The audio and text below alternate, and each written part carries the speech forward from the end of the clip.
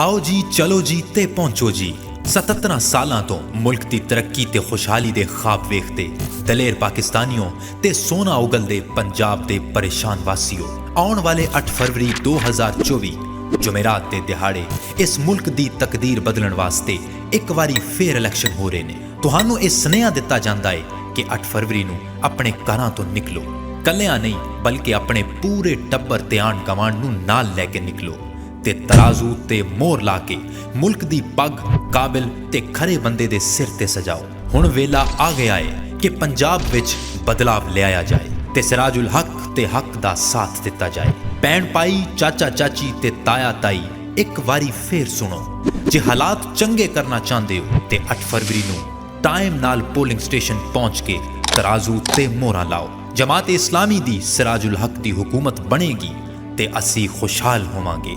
याद रखना, साडे मसलियां दा वाहिद हल है जमात इस्लामी।